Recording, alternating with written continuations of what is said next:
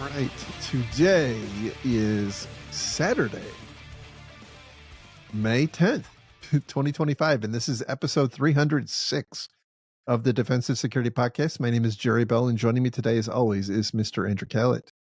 Good afternoon, sir. How are you? I am awesome. How are you?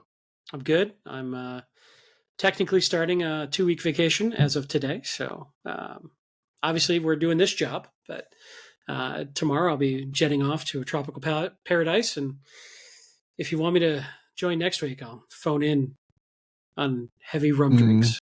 Nope. You enjoy your time off.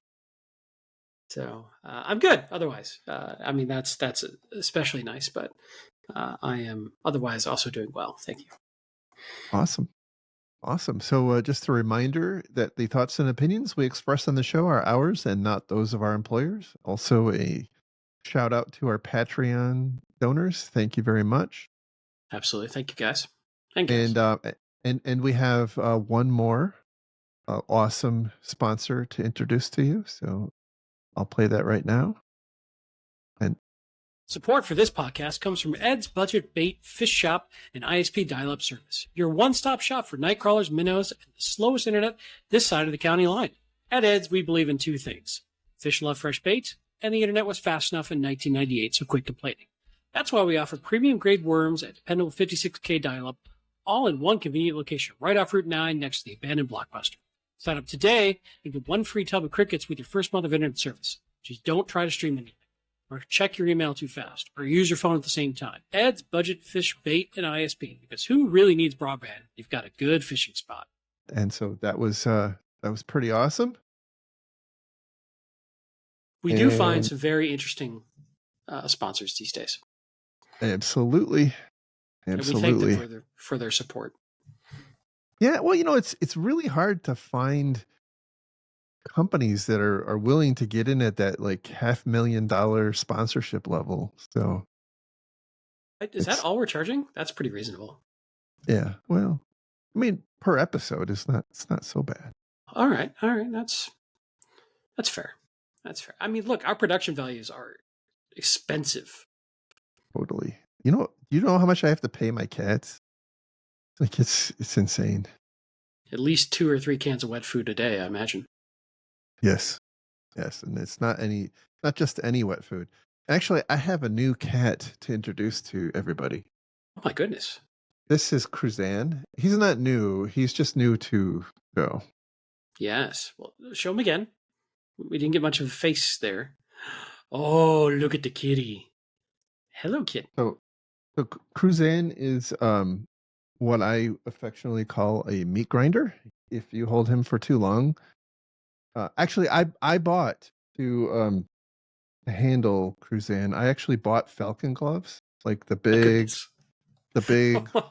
yeah, thick leather gloves. He's a really sweet cat, and he started because I give him treats. He started to actually warm up to me, but he is a unique cat.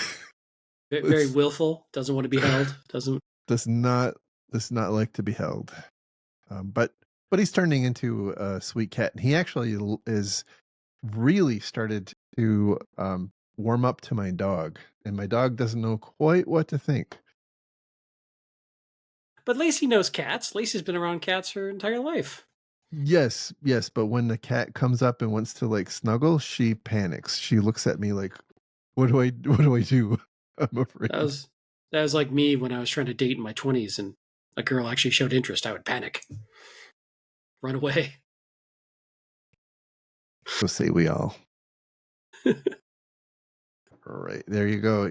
I guess there's going to be random Cruzan sightings throughout the show. Aw, well, I'm happy he's here. And he's one of your kids' kitties, right? He is a grand kitty. He belongs to my youngest. He's Noki's brother. So Nice. Well, we'll have to publish the Cats of Defensive Security calendar at some point. that's a great idea. I like it. All right. So let's get into some stories. And the first one today comes from Dark Reading, and the title here is Venom Spider targets hiring managers in phishing scheme. Now we've talked on and off for a while about how in some regards it's a little silly the way that we treat security awareness training. Don't ever click on a link or open a email or an attachment from someone you don't trust. But the reality is that we have entire departments of people, a lot of organizations do at least, whose entire jobs revolve around opening up emails and attachments from people they don't know. And this particular attack is taking advantage of that. Venom Spider is the name of the threat actor that some random security company has given them. But this threat actor has been seen, at least according to this article, for quite some time.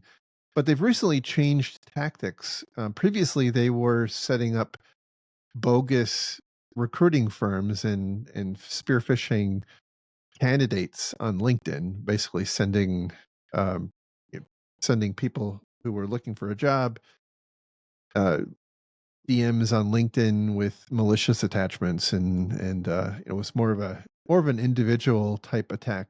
Although, as we've talked about in the past, if you have disgruntled employees, they may well be using their work computer to go try to find their next job, and if they do that and fall for one of these scams, it could lead to problems. But in this instance, it's actually the actor here is pretending to be a job seeker applying for an actual job. And the way this works is they will send they'll either send a link. What they describe here, the most common method is they'll send a link in an email, and that link is allegedly the candidate's resume.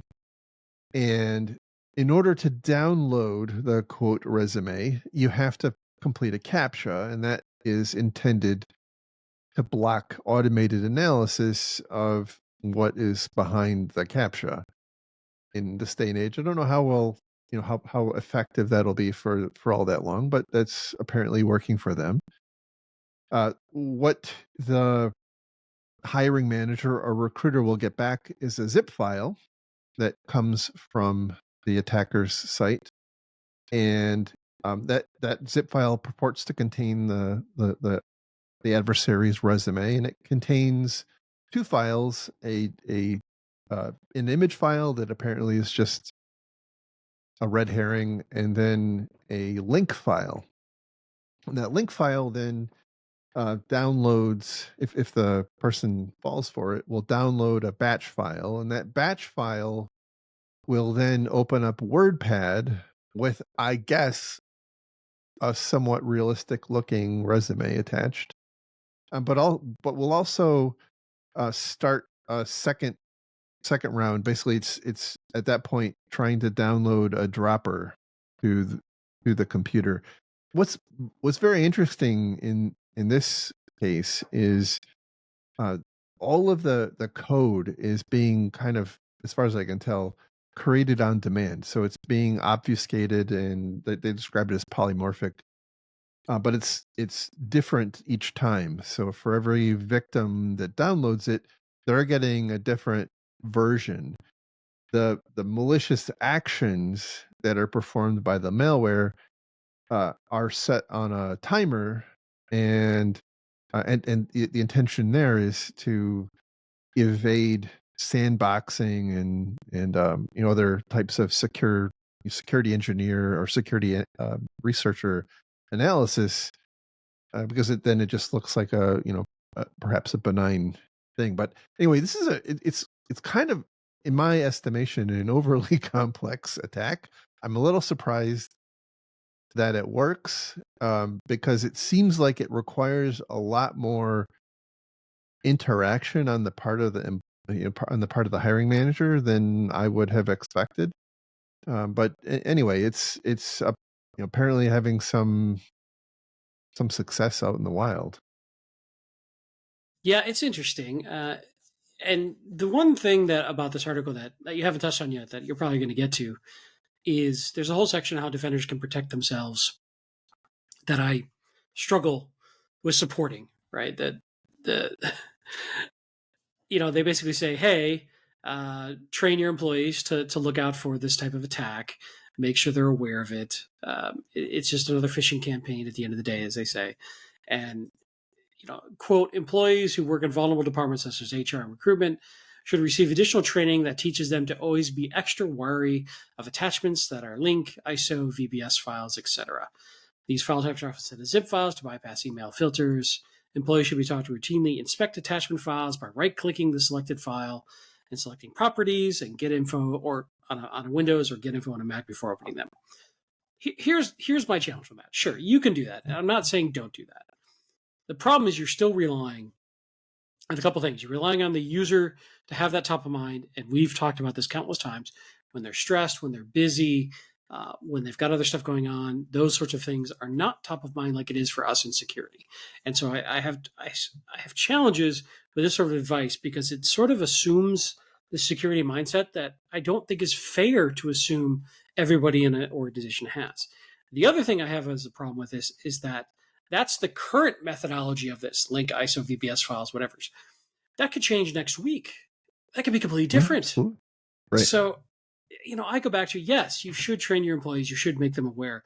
But if that's your only line of defense, you are in trouble. And I think really we have to build methodologies, tooling systems that are resilient to these types of attacks without the user being smart enough or clever, aware enough to figure out today's attack du jour that is different and ever changing. And one thing that I would love to see in articles like this, and we never see it, is hey, then we took an example of this, we threw it at the top 5 antivirus and EDR platforms. Here's who caught it, here's who didn't, kind of thing. Or, maybe that's a lot to ask for, but I struggle with just train your employees. Yeah, I really like that idea. That would have been a pretty big value add because otherwise it's just a lot of hand wringing.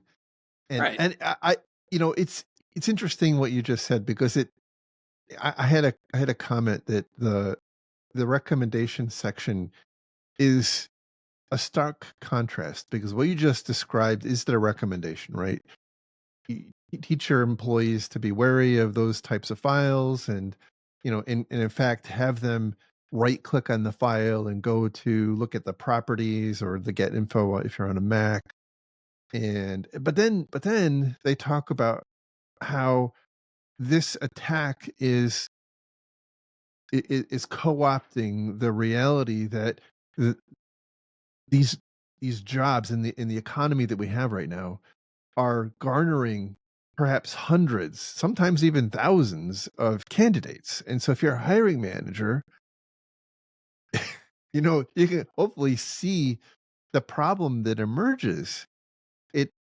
Now the other thing that that I guess strikes me is that we have seen in the past and actually quite recently a lot of attacks are leveraging frankly, Windows vulnerabilities that rely on kind of minimal interaction. And so just the act of right clicking on one of those attachments in certain circumstances might be enough to trigger the malware. And so I go Yep. back to what you were saying that I think we have to do a better job of providing more intrinsically secure environments or processes or both.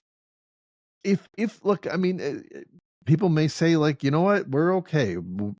Our hiring managers get compromised, and we've got a team that'll clean up the mess, and we'll get back to work, and that's just fine. But if you're not in that case, if you're not in that situation, this is an area where I think it's going to require a little bit of innovation. And does that mean that you have people open up these attachments in a disposable VDI container. There's lots of opportunities to do to design a better way that doesn't inject huge amounts of extra overhead. But I mean, at the end of the day, like we have a situation which runs exactly contra to the you quote best practices of security. Like we have people sending unsolicited attachments, and we have employees whose job it is to read those. Yeah, there's other ways to deal with this. Like if you're a little bit more sophistical, that's a new word, sophisticated organization, uh, your recruitment portal might say, "Hey, upload your resume," and it will parse it out Mm-hmm. and just pull out the raw text. And yeah, that could screw up some potential formatting. But there are ways you could have some sort of gap between the raw file and what is actually shared with HR and recruitment. And there are systems that we could build, or what ways we could, use AI to gather the information from the resume and share the pertinent. Now, there's a whole bunch of other problems with that. Like we're seeing endless apparent situations where AI are just outright rejecting very valid resumes. So I'm not saying that. I'm saying don't let the raw file get to your folks. Find a way to strip out the data you need and discard the original file. I think it's good advice. Even just providing instructions that look, we only accept PDF formatted resumes. Not that that's perfect, but it's something. It's not perfect. No, I'm not saying it's perfect. But if you instruct your recruiters and hiring managers to just delete anything that doesn't it's not a PDF for a PDF attachment. Again, not perfect. There's opportunities to do to mimic a PDF with some other attachment type, but it's gonna narrow down the problem space. Yeah, I would agree. It's better than So nothing. definitely better than nothing. All right. So our next story comes from the Register, and this is a follow-up to a story we talked about earlier in the year. And the title here is Power School Paid Thieves to Delete Stolen Data. Stolen student and teacher data. Looks like crooks lied. No. So I know this is everybody should sit down because this is really, really shocking that a threat actor took the ransom and did not delete the data. Apparently, didn't delete the data. So this again, this is a company that provided services, SaaS services to I think it was something like 18,000 different customers, so largely school districts across mostly the U.S. and Canada, but also I think some parts of Asia. They had a credential, and this is at least to the best of our understanding, they had a credential leak that allowed this threat actor to download a couple of tables out of their database that had personal information about the end customers, so basically students and faculty of some subset of schools. Apparently, it wasn't every school that was a customer, but some subset. And at the time, uh, Power School, I guess, was contacted by the actor and was extorted for money, and they paid the ransom. Power School paid the ransom on the premise that the actor would delete the data.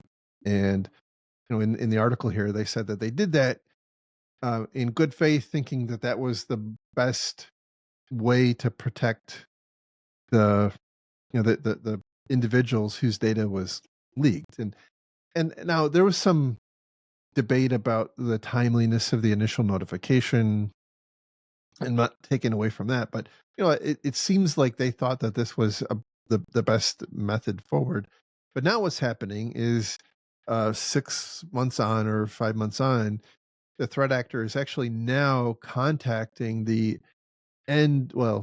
customers of Power School and threatening them individually with their own ransom demands that if they don't pay, their data will then get leaked.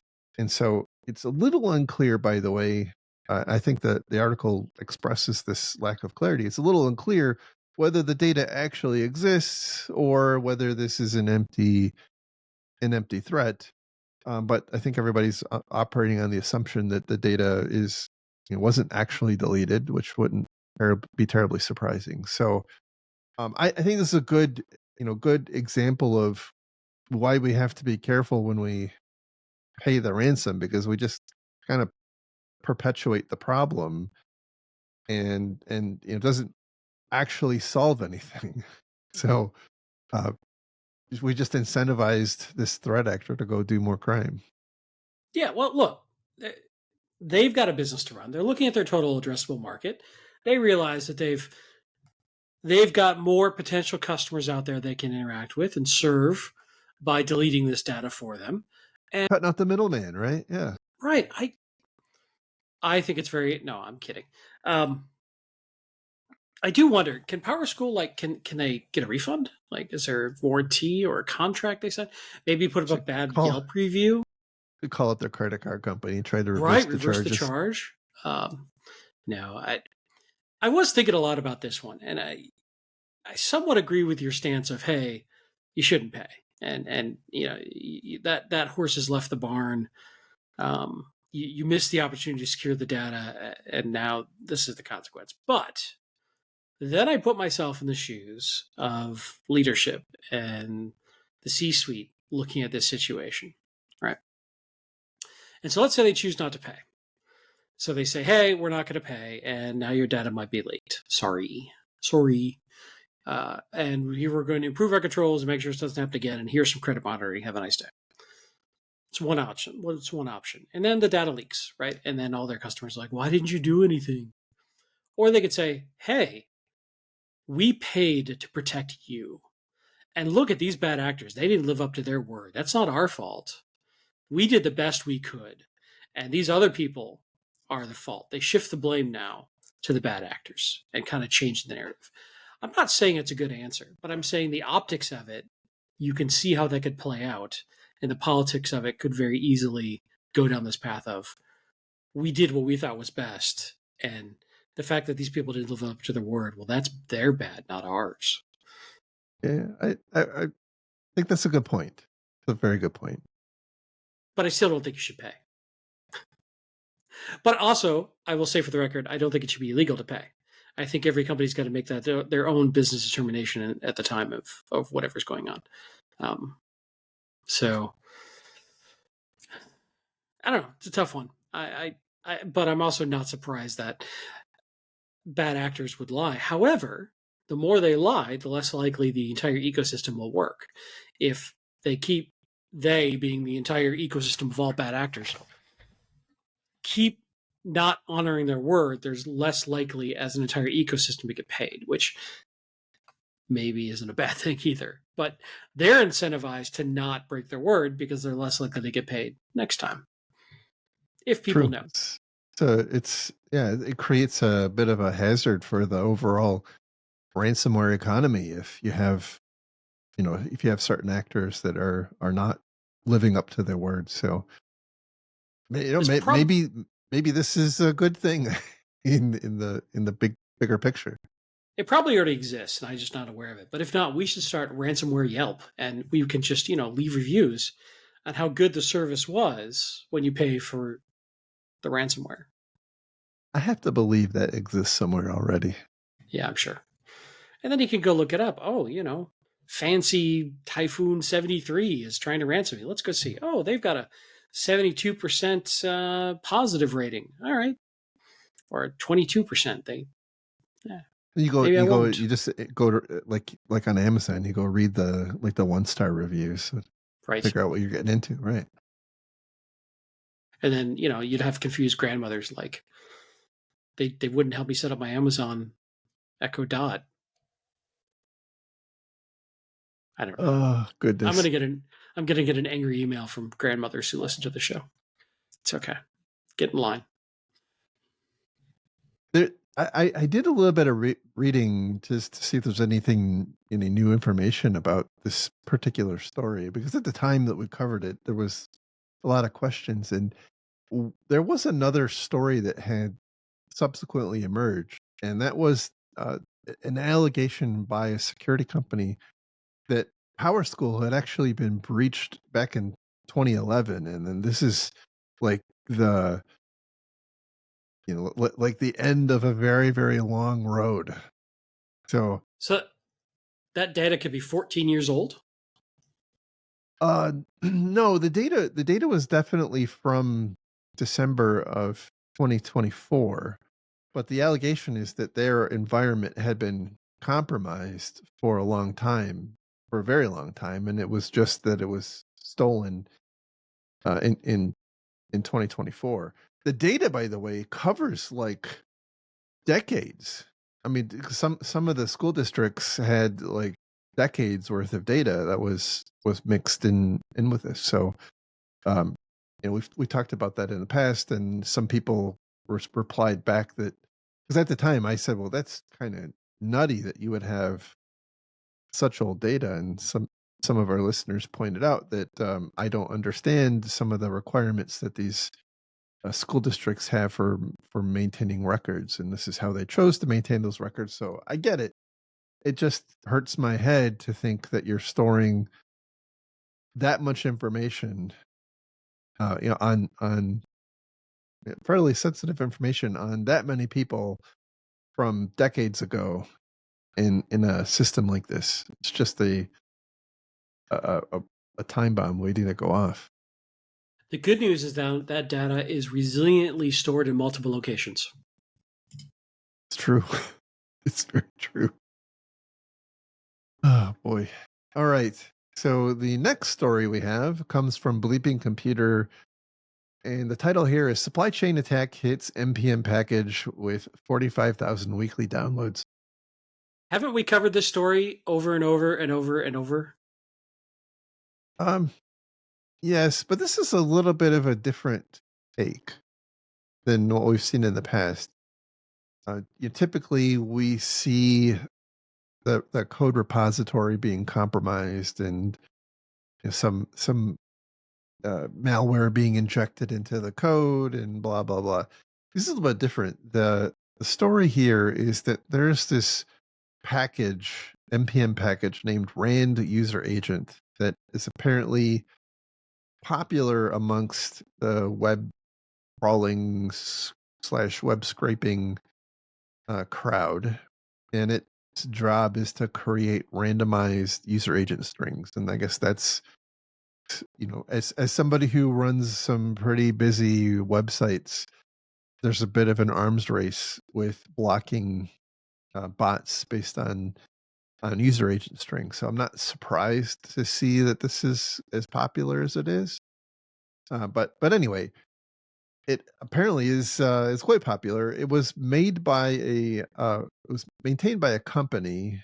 I think it was Scrape API, or I don't remember the name of it right now, but um, they had deprecated this particular package, and so 7 months ago they released the final version of it, and that the code itself lived in GitHub, and the package lived in the npm repository. Apparently, what happened was an attacker here somehow got a copy of a key that belonged to one of the employees of the company that previously maintained the package, that allowed that person to upload a tainted copy, I think three different versions of this npm package, into the npm repository. And even though it's deprecated, it's still garnering apparently about 45,000 downloads a week.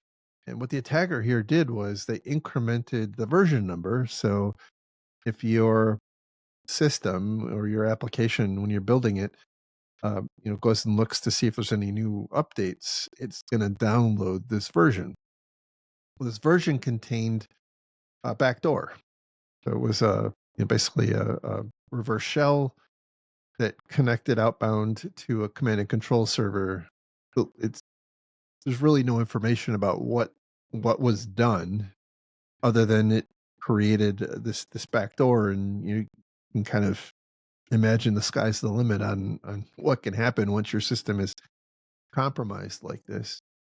But anyway, it was pretty awful uh, situation here. I don't have a great idea of exactly how many instances of the the malicious versions of that package were downloaded. I don't think they actually call that out in here, but it was available for a couple of days between the time that it was uploaded until the time that it was detected and taken down. So a couple things here. One is the token that was stolen didn't have wasn't set up for multi-factor authentication. That's a bad thing. Um, if you as an organization are no longer going to be supporting something like this, to me it feels like the responsible thing to do is to take it down, right? So like one of the questions I had was why is it still available if there was no intention of updating it again? Why was it still there? I think that's very common in the open source world, though. Like you leave versions I because somebody agree. could fork it, somebody else could pick it up and work on. I think the bigger thing I worry about or think about is how do organizations know in an automated manner, in a programmatic manner, that something was deprecated or is end of life or is no longer being supported or silently went end of life? Uh, Hmm. a lot of these things don't have any published end of support end of life policy around them because they're just free open source and they're meant for anyone to take and do with what they please. But from a software dev perspective, from a secure development lifecycle, I don't want folks using deprecated code. I want them using maintained third party packages. And I don't know that there's a great mechanism for most companies to do that. We've talked about this ad nauseum. I mean, there's some projects out there to make this a little better, but it's not like you've got a tool telling you easily that, hey, that's end of life or end of support, or here's the end of support plan for that, or this hasn't been updated in 2 years. Maybe find a more current package or something like that. Yeah, so I guess it's one thing to not take it off, off of GitHub, to take their code repository off GitHub, but it's another thing to leave it available in npm as available for download. I think that's a problem. But I mean, it's a good point that you raise. In this instance, it was only 7 months, and so even if you had some kind of a ticker, I don't know that it's uncommon for a package like this to go 7 months without an update, even if it is actively being supported. So, I would agree. Yeah, I would um, agree. it would be nice if things like GitHub and npm and others had an ability for the maintainer to flag it as like it's deprecated and to give some kind of telemetry about it. But even that I think is problematic because if you're an open source developer like you just have had enough of its BS, like you're just going to walk away and not necessarily go and set that flag and create a false sense of security. Yeah, I mean, most of these are free projects being maintained by volunteers, right? They don't, Yes. and I don't blame them for any of that. Or I just think that we have this false sense of entitlement or security or something on how much we build so much software on other people's code. I don't think that's ever going away. By the way, that's so entrenched now. Um, but we see more and more of this type of problem, and I don't know that we have a very good industry standard way of dealing with it yet. At least that I'm aware of. No, in this sense, yeah. Without Go wrapping ahead. a lot of red tape and bureaucracy around all of the dev lifecycle, like, and really limiting your devs from being able to just go grab what they want when they want, how they want it, and just move forward. You could have an approved set of packages that are monitored and maintained by your GRC team or something, but man, that's a lot of pain, a lot of work. Especially with NPM, I don't know that a lot of people fully appreciate exactly how many NPM packages can be consumed in one application. Like it can be Mm-hmm. thousands. It can be Yeah, literally thousands. So and they're it's typically pulled at build and compile time, right? So even if and here's the challenge I think you would get if you started pulling down deprecated stuff. If somebody goes to build a package that's using that, and now it fails at that point because that package is no longer available, and now they have to rebuild their package around some other packages never seen before. Like that's going to create a lot of crises. Maybe they should, but either way, like people aren't forking them locally. Typically, they're just going and getting them from the centralized repositories, and they're expecting those to be there when they call them when they're building and compiling all the time. And yeah, it's weird. I don't know. It's weird to say, okay, we're just going to take it down. I could see that just absolutely breaking the coding ecosystem and just not being viable. I think it would. I think it would be extraordinarily problematic. But I guess what's the appetite for risk here? I suppose is the way to. Huge, obviously, huge, massive, Well, I I as I big as come your back. mom. Just I just don't think there is conscious thought that goes into that. I Yeah, it's an accepted risk without understanding the risk you're accepting, kind of thing. Yeah, and I'm not Yeah, even sure that there's an appreciation that there's a risk that's being accepted. I guess is where my head is at on this.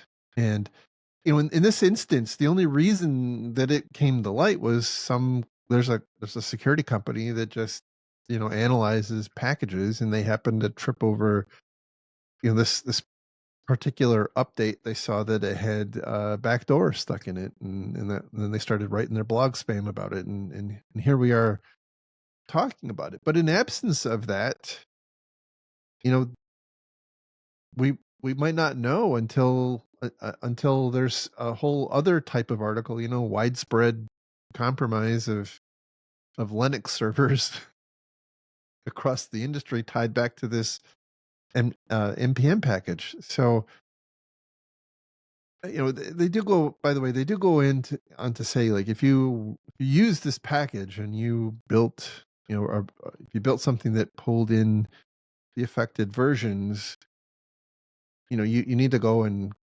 clean your system because you have a back door. I would go further and say, if you have a back door, like, don't clean the system. Like, you need to rebuild it. That, I think, is bad advice in my view.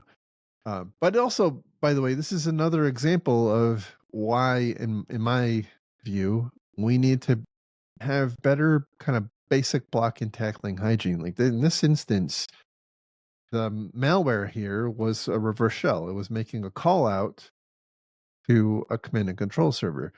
And I would say, like, why would a server need to make a proactive call out to that server? That should be something that's just not allowed. And again, as we've talked about in the past, like, that is certainly possible. It's just work and inconvenient and a hassle. But it can save your bacon. look, putting up with you is a hassle, but I do it.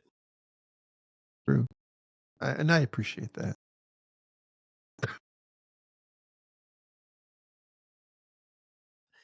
This is a topic that I've been thinking a lot about lately because it impacts my day job too. I work for a Mm-hmm. software dev shop, and I can't talk about work stuff here. That would be inappropriate, but it's it's close to my heart as something that I see as a growing problem that I want to find some better solves for without slowing down my dev so much or having to hire 20 people to help manage the problem.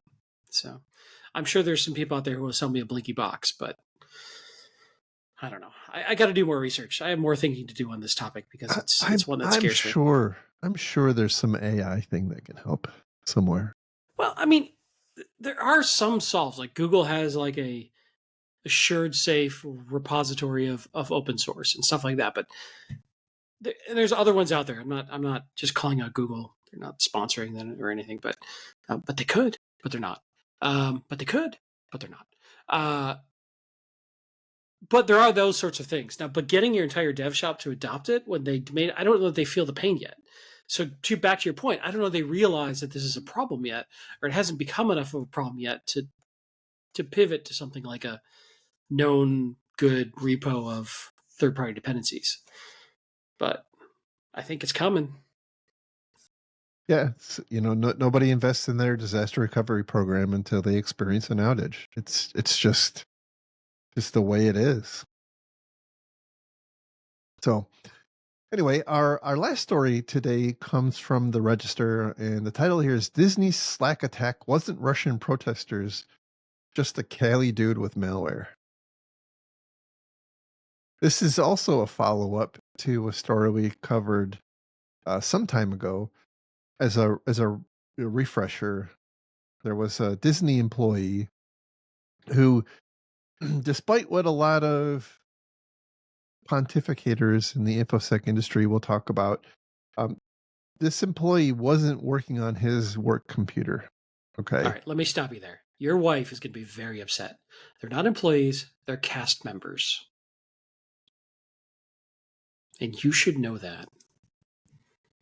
Well, those are only the No, is everybody. it everybody? Is it everybody? Okay. All right, I fine. understand. That's my wife, who's a Disney file, would probably tell me I'm wrong, but I think that's right.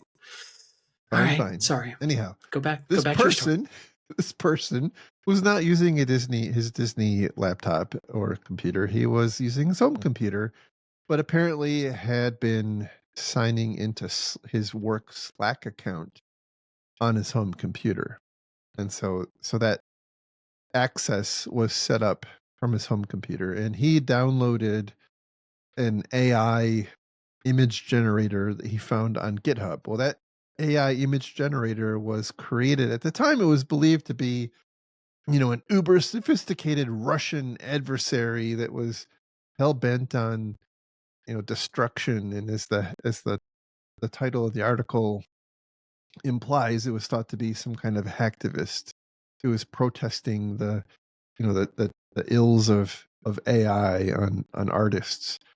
But in fact, it was a dude in California who created this malicious package and just kind of put it out in GitHub and waited for people to come and download it. I don't know if he advertised it, by the way. That part hasn't. I haven't heard anything about that. But anyway, this guy downloaded the Disney cast member, downloaded it to his home computer. For the record, I may be wrong. I just looked it up. It could be just the people working in the parks or the store, whether front of Okay. house or back of house or guest. So now I don't know. Now I've confused myself and I've misled our listeners. I've misled you. I've completely derailed your story. Why do you even have me on the show? I ask myself that quite often. Anyway, um, it's your personality. That's why. Clearly not my looks. So, that's the hair. You got the good hair. You mean the thinning rapidly hair that's going gray? Yeah, let's a hell of a lot more than I have. Anyway, anyway, Oh my um, god. sorry everybody. What happens when Andy leaves for vacation? He gets it's a little silly.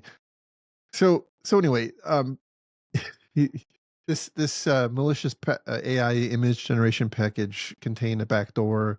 Backdoor allowed this guy in California to access the computer. The guy saw the guy in California saw that he had this access. Apparently, just rummaged through the Disney employee slash cast members home computer, pulled out a bunch of personal information, also obtained access to the Slack. I guess he probably stole like an access token to Slack and pulled down about a little over terabyte of Disney data, which he then posted online, and it was kind of off to the races. The adversary tried contacting the victim. The victim thought it was like a just a bogus scam, but eventually he started providing enough information, like personal information, to realize that it was actually real. The employee went and talked to Disney corporate security. Disney ran an investigation, and that's how they found the data had been stolen, blah, blah, blah. Separate and apart from that, Disney also, by the way, started investigating this employee and allegedly found that he had been surfing pornography on his work computer, totally separate from the home computer, and was then summarily fired. Now, and that, by the way, is the subject of a wrongful termination lawsuit because the Disney employee says that he, in fact, was not surfing porn and that it was some sort of retribution against him for the data breach. So, no idea. That's probably going to take months or years to get work sorted out in court. But that is kind of what happened. The new news, the overarching new news in this is that not all sophisticated looking attacks are perpetrated by advanced actors, and that is why I personally have a hard time with our kind of myopic focus on identifying and trying to identify threat actors and attribute attacks to specific actors, because it it is a distraction sometimes. In this instance, we previously put a lot of focus on who the actor was and less on the tactics that this, what I think we can all agree is probably less sophisticated than a Russian, state sponsored APT actor. True, true. Though we've also said Russian state sponsors APT actors only have to be sophisticated enough to get what they want. True. It's true. Now, in true register form, they close with the most killer paragraph that I think I may have ever read in a infosec article. And so Please. I'm gonna read this quote because it's worthwhile. So while Kramer, and I'll just say Kramer is the name of the guy who is the threat actor here. While Kramer could spend a decade behind bars for his crimes, Disney employees may end up paying a far greater price for his bad behavior. As we reported last year, the incident prompted the entertainment juggernaut to ditch Slack for Microsoft Teams, much to the dismay of Disney employees. End quote. They're the real victims here. They are the real victims. I mean, look, I haven't had the pleasure of using Teams in a corporate environment. I have used it in other contexts. I did use Slack, and I can understand the sentiment. At some point, when does it become cruel and unusual punishment? I mean, where's the National Labor Relations Board? Where's OSHA? Where are our senators? This is unconscionable. So while I jest about this, the one thing that I am less understanding of is how Teams is intrinsically better at or more resistant to this than Slack was. I would argue the opposite, honestly. From my limited understanding of the two, I understand that Slack offers at an enterprise tier level more controls over this than Teams does. Now, don't take that to the bank. This changes rapidly all the time, et cetera, et cetera. But yeah, I mean, I don't see this as a fault in Slack. It was a fault in their configuration and administration choices. Yeah, for example, I don't know that it's a great idea, as I'm sure Disney is now you come to the same conclusion that it's not a great idea to allow your employees or really anybody to log into your corporate messaging system from their home computer. That Right. that shouldn't be allowed. No, And and that I not just administratively, that you should have a technical way of preventing that from happening. 100% agreed. But they know that now. They do. They do. So anyhow, this will be interesting to watch. The fork on this story now is the wrongful termination suit. It was very interesting that apparently, early on, the employee here was really being just hammered because his personal information had been leaked. So, like, lots of information about him, and he was getting harassed a lot. And Disney apparently helped him out quite a lot. And he expresses appreciation for that help, but then they turned around and fired him. And look, I don't know if he did it or not. I mean, I'm sure this is something that's going to have to come out in the court case. I kind of have a hard time thinking that something like this would cause a company like Disney to fire an employee and then like attribute it to surfing pornography. That seems like really illegally perilous to do. And so I'm not saying that it couldn't happen. It just seems like it would be odd to have happened. But Yeah, we'll see. there very well also could have been pornography browsed in some way from his work machine that was not his fault, but Good looks point. like his fault. We don't know. We have Fair. no information about this, or he very well could have been hitting up Disney OnlyFans accounts. I don't know.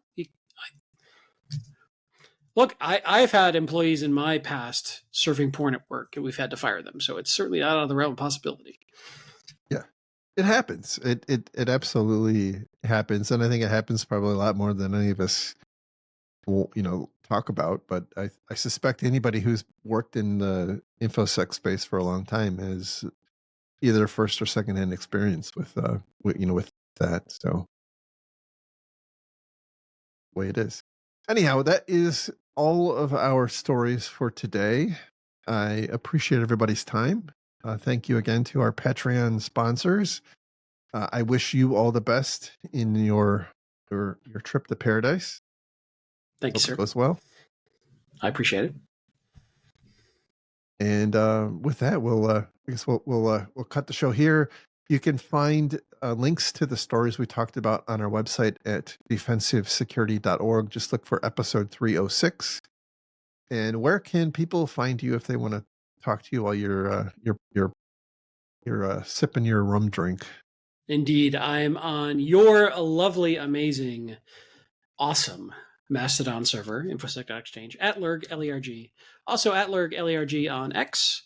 And running around LinkedIn occasionally, when I can see through all the countless spammy messages I get from every sales rep on the planet.